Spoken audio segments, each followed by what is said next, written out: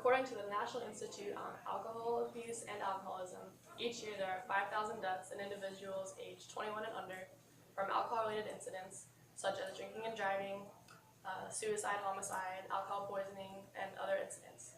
Most of us in here, or all of us in here, used to be or are currently college students and can probably relate to circumstances where alcohol is involved or underage drinking.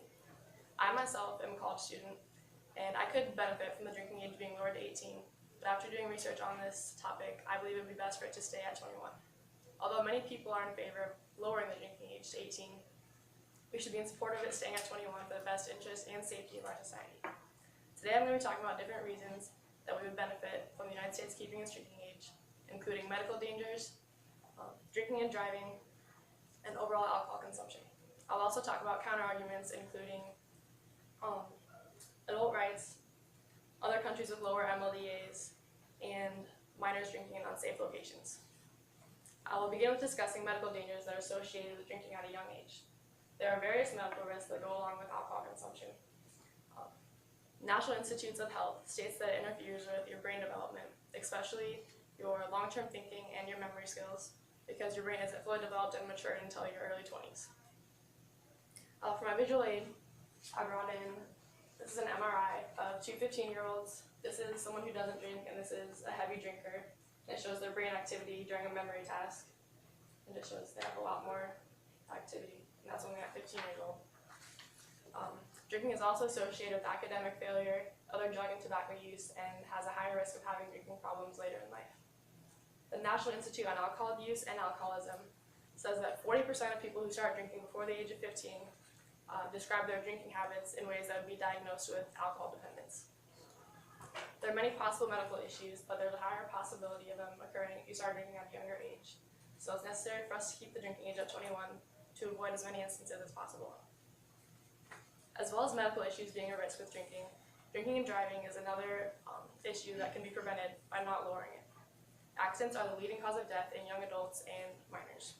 According to Mothers Against Drunk Driving, in the 50s and 60s, states lowered their drinking age to 18 to go along with the lowered military enlistment age and voting age. And there's a significant increase in the amount of traffic crashes and fatalities.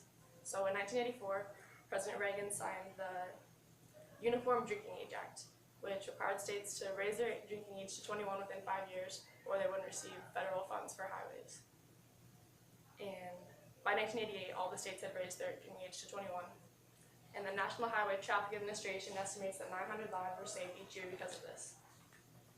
So although it's relatively easy for people underage to obtain alcohol, with the drinking age being higher, it reduces the amount of underage drinking and driving.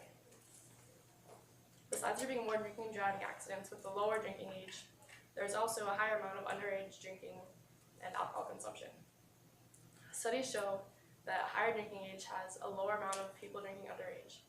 For 18 to 20-year-olds, their most common source of alcohol is their peers aged 21 to 24. That's from youth access to alcohol. According to substance use and misuse, known as the trickle-down effect, people who are underage will obtain alcohol from their peers that are a couple years older than them. So if the drinking age is at 18, there'll be a lot easier access to alcohol for people that are high schoolers or middle schoolers. So with the MLD at 21, side benefits because alcohol consumption goes down for everybody.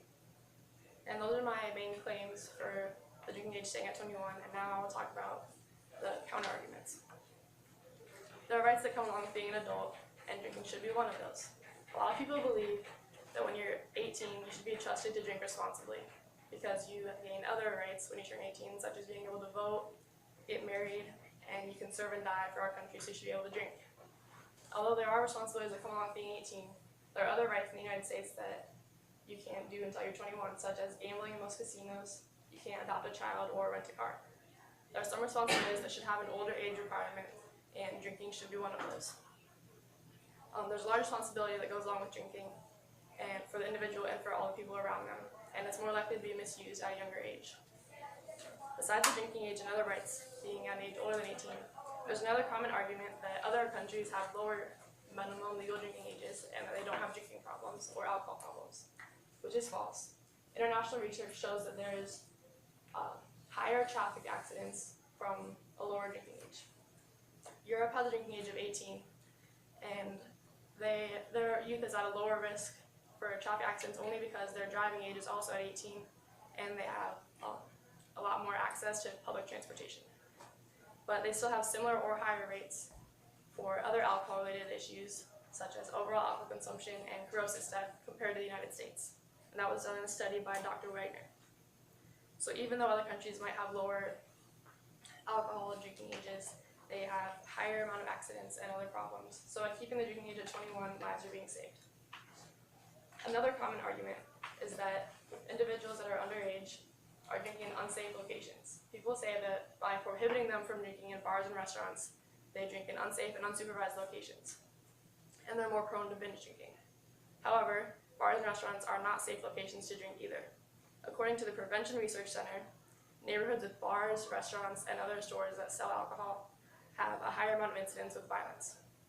A study by James Fell, a research scientist, showed that 76% of bars sold alcohol to obviously intoxicated individuals, and 50% of people who receive a DWI or are killed in a drunk driving accident were drinking at a licensed establishment.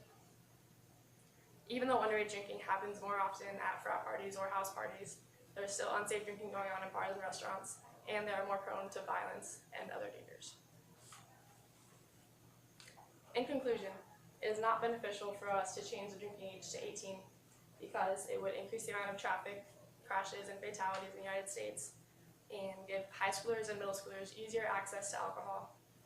It is related to medical consequences and other risky behaviors. So even though most college students would be in favor of the drinking age being lowered, we should consider all the consequences that would go along with that and be in support of it staying at 21.